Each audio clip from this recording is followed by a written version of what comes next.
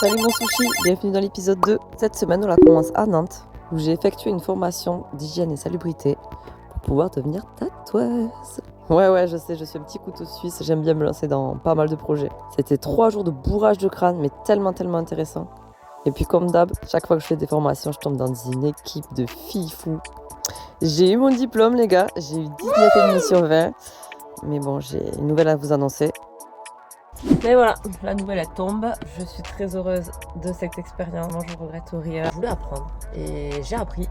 Mais financièrement, ce n'est pas possible. Ça ne rentre pas dans mon budget. Je veux plutôt continuer les voyages. Ça sera pas pour tout de suite le tatouage. C'est une expérience. J'ai rencontré des gens, j'ai appris et c'est tout ce que.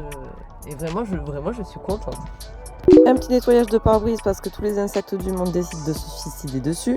J'ai repris la route vers l'océan. Je me suis ouvert une petite bière pour fêter mon diplôme. Mon spot du soir était fort bien sympa. J'ai pu admirer le coucher de soleil. C'était incroyable. J'étais bien. Petit brossage de dents devant cette vue. Que demande le peuple? Le matin, la vue est toujours aussi appréciable. Aujourd'hui, je me faisais prendre en photo. Oui, parce que je suis aussi modèle.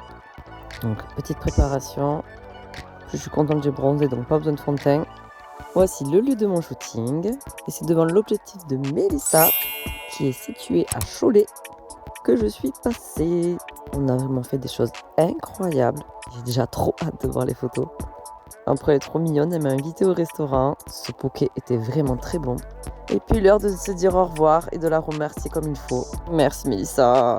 Par contre, écoutez, mon premier problème technique. Ma porte elle a un problème et là, elle s'est ouverte. Heureusement, j'étais garée à un Leclerc. J'ai acheté des tendeurs pour tenir tout ça. Puis j'ai roulé jusqu'à La Rochelle, où je me suis installée sur ce spot pour passer ma nuit. Je suis allée vite fait me faire une petite promenade pour admirer le coucher de soleil. C'était encore une fois super beau. Et puis l'heure d'aller dormir. Direction Bayonne pour la foire au jambon pour rejoindre les copains. Eux, ils dormaient dans un Airbnb où je me suis super bien fait accueillir par ce petit chat. Vu que je suis arrivée la première, c'est moi qui leur ai récupéré les clés. Une fois tous réunis, l'apéro peut commencer. On s'est bien calé le bide parce qu'il y a une grosse soirée qui nous attendait. D'ailleurs, je vous les ai pas présentés. Ça, c'est Maëlle et ça, c'est Kira. Et ça, c'est je connais pas. On continue l'apéro, on ne s'arrête pas bien évidemment. Ils ne font que commencer. Ah, et lui, c'est Nico d'ailleurs. Hein. Mon côté sociable est ressorti. J'ai fait des copines en allant faire pipi. Ça faisait tellement longtemps que j'étais pas allée dans un endroit où il y avait autant de monde. Ce pichet était mon verre.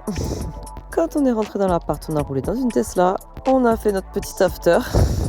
Le lendemain, on a croisé la voisine d'ailleurs. La pauvre, elle nous a dit que les murs n'étaient pas insonorisés. Alors le problème avec l'alcool, c'est qu'on a toujours des idées à la con. Et surtout, j'avais personne pour nous arrêter. Et forcément, je me suis mal, je me suis pris mon genou dans la lèvre. Et maintenant, je me retrouve avec un bleu sur la lèvre, quoi. Bon, vaut mieux ça qu'une dent pétée. Ne pensez pas que ça m'a arrêté, hein. On a continué. Et si vous vous demandez ce qu'on fait, même moi, je sais même pas ce qu'on était en train d'essayer de faire. Le seul truc que je me souviens, c'est qu'en fait, on voulait faire des saltos. Mais bon, il y a des fois... Bref.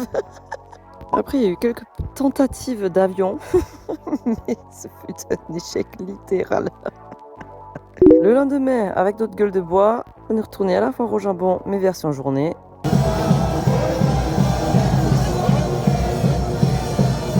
J'ai eu cette musique dans la tête toute la journée, clairement. Il y avait du jambon partout, logique. Ce sandwich était vraiment incroyable.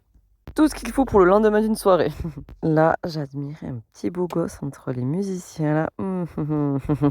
Sur le chemin du retour, on a perdu le soldat Maël.